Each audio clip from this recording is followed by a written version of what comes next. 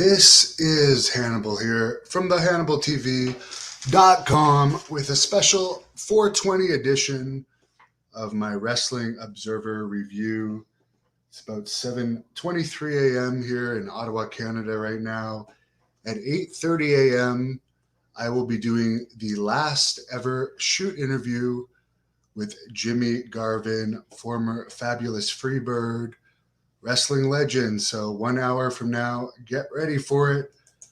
But let's jump into the Wrestling Observer review. By the way, Karrion Kross, who I put the link in the description of a recent The Hannibal TV full shoot interview that he did. He appeared on SmackDown last night attacking Drew McIntyre and doing a promo with Roman Reigns.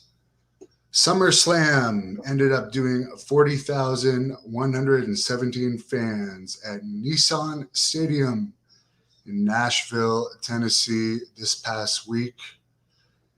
And the paid attendance, according to Dave Meltzer, was likely in the 37,000 range, which was down from last year's SummerSlam in Las Vegas by a few thousand. The show did approximately 18,600 buys. And to compare that to WrestleMania this year, WrestleMania both nights did around 23,000. So SummerSlam would be considered a success. I would think that SummerSlam had a lot less buzz to it than WrestleMania this year. So I'm actually surprised it did so well. The bigger news as far as like the insiders of wrestling this past week was Ric Flair's quote unquote last match ever, who I interviewed his former roommate Ken Patera earlier, or actually last night, which was an interesting interview to say the least. Very candid guest. And by the way, I also did one with the $1 Million Man, Ted DiBiase, a couple nights ago that broke records for my most live viewed shoot interview. But Ken Patera did not watch Ric Flair's last match, but he did feel that Ric Flair will keep going as long as there's paydays ahead. Fight TV did report there was 10,000 fans in attendance, but according to Dave Meltzer, there was 6,800 fans in attendance with a gate of $448,502, which is excellent for a indie gate in North America. Meltzer points out that the All-In pay-per-view that was a predecessor to AEW only did $458,525. And he also points out something interesting, and I did cover this for my channel. One of my trainers, Jacques Rougeau Jr., for his third retirement match, actually did outdraw Ric Flair's last match. Jacques Rougeau actually had 11,000 in Montreal. I think it was 4 or 5 years ago now. And that was at Jerry Park. And that match is actually on the Hannibal TV, as well as post-match interviews with Jacques Rougeau and his kids. Meltzer brings up that Flair has had previous retirements. He did a retirement angle in 1983 prior to winning the NWA title from Harley Race. He did a retirement match with Hulk Hogan in 94, which I personally remember. That was around Halloween Havoc. And Brutus Beefcake was involved in a bizarre masked thing that, as a kid, I suppose I liked it. But looking back on it, it was kind of weird to like just give away a Ric Flair retirement like that. Ric Flair also says when he lost to Sting, Meltzer says when Ric Flair lost to Sting on the last episode of Nitro, he thought that was his retirement. Then he had another WWE run, which ended with a retirement match against Shawn Michaels in 2008. Which would have been his send-off, but then he ended up going to Australia and doing a bunch of matches with Hulk Hogan that were extremely bloody. I do remember that. And I believe Lacey Von Erich, who, by the way, I'm still friends with and recently had a birthday and is involved in the Von Erich movie project. She was involved in those Hogan Flair matches, and Flair accidentally cut her in one of those matches.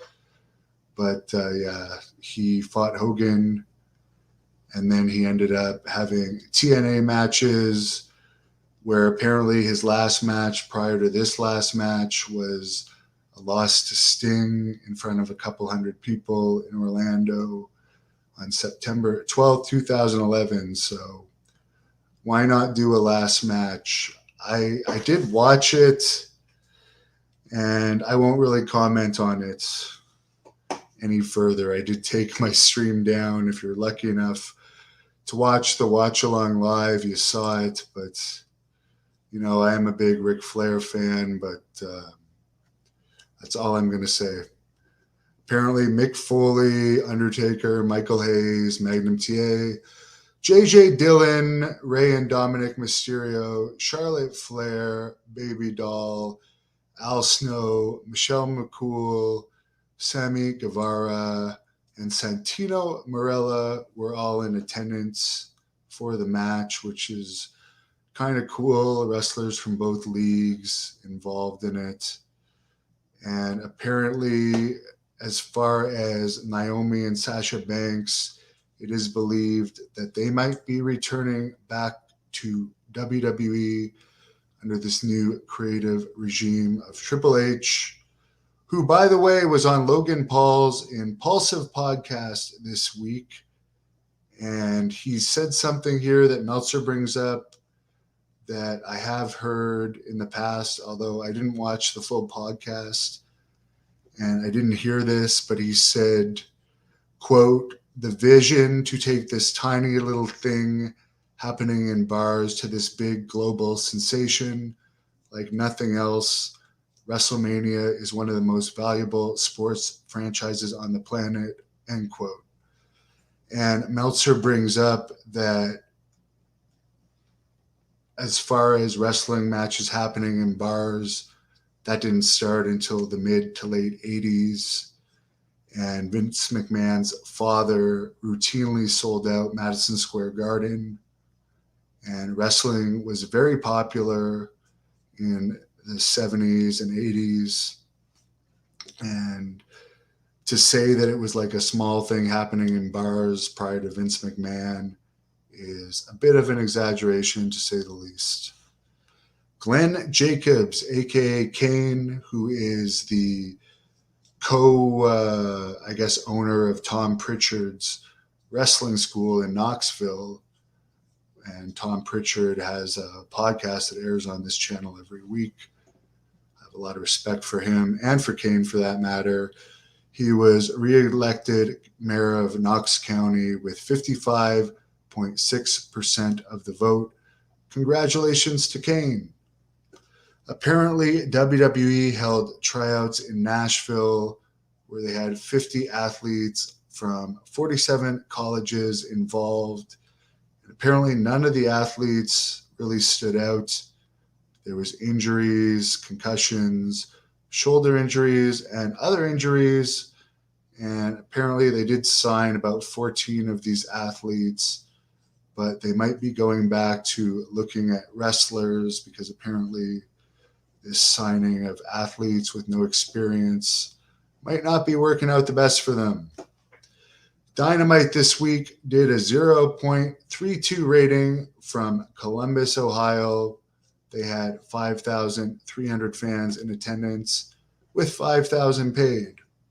Raw did a 0.61 from Houston, Texas, which I'm sure we have Houston fans watching this channel. 10,445 fans with 9,600 paid, and it was the biggest Raw crowd of the year. Behind the prior week's show at MSG that featured Logan Paul, among others. Rampage did its lowest rating ever this past week, 0.11. NXT did a 0.15 rating. SmackDown, happy 420, 0.52 from Atlanta. 8,901 fans with 8,100 paid.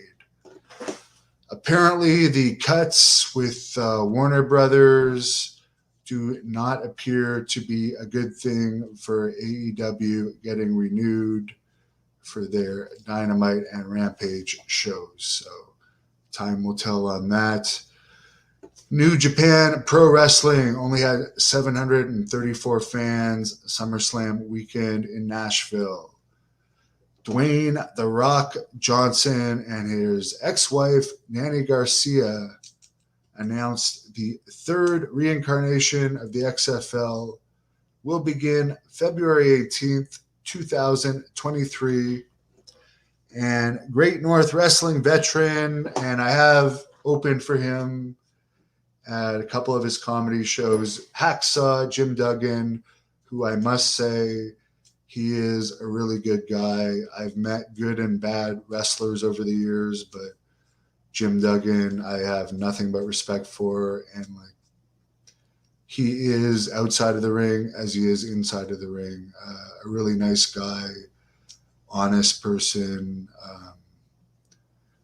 trustworthy person, always drew well for Great North Wrestling. And I'm happy at his 39th and final radiation treatment for his battle with prostate cancer. He had kidney cancer in the past. He's been through hell. Jason is excited for the Jimmy Garvin interview. Will I interview Disco Inferno? I actually did interview Disco Inferno, Oklahoma. Happy 420 again. And by the way, the Jimmy Garvin interview is in 55 minutes. Jason says, wrestling where the money is real.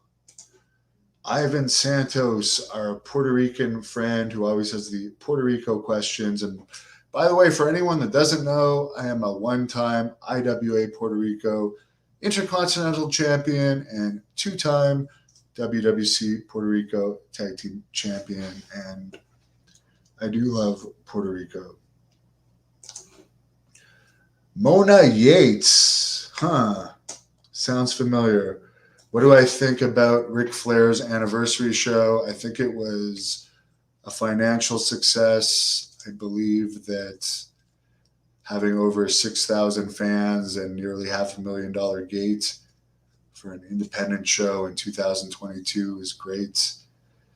He is getting up in age, but the show made money and it drew, so it's good. Jason, I have been doing great lately. I've had a new friend lately that I've been enjoying hanging out with that I'm not going to talk about too much on here due to heat magnetism, but I am going to have some breakfast right now since I've been smoking this.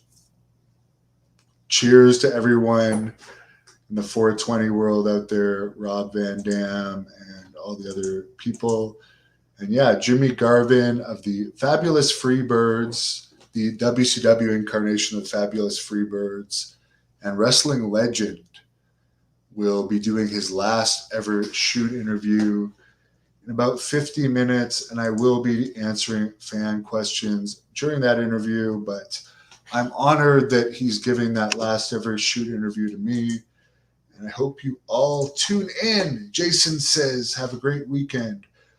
Thank you. I'm going to have some good workouts because, by the way, it is August the 6th, and in less than a month, the Petawawa Civic Center, I'm going to have probably what is going to be my last match as the Blood Hunter against Jeremy Prophet. Tickets are on sale now at ticketweb.ca. I have been training hard for this.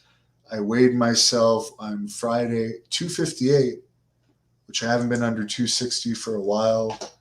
So I've been getting my cardio up, and I'm truly going to try and bring the best performance of my career for this match. And it's all going down September 3rd in the Ottawa Valley Petawawa, Ontario. More information at thehannibaltv.com. Yes, it will be on the Hannibal TV, but anyone that wants to go and support Great North Wrestling, everyone always asks me about autographs. I will be signing autographs that night, as will all the other wrestlers, and I don't do a lot of autographs. So there is the opportunity for that. And yeah, I'm really looking forward to it as we wrap this up. And I want to remind everybody that in 50 minutes from now, Jimmy Jam Garvin of the Fabulous Freebirds will be doing his last ever shoot interview, and I'll have the honor of it. And I think that the Freebirds would be proud as what's going on here? Hello. Hello. Do I have a visitor?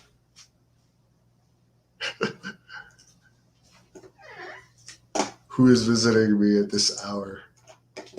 Are you looking forward to my interview in 50 minutes? Might as well. Uh-oh. Right. Fans, I got to get going. Happy 420, all of you. Jimmy Jam Garvin interview coming up. Thank you for watching the Hannibal TV. Please help me out and like this video.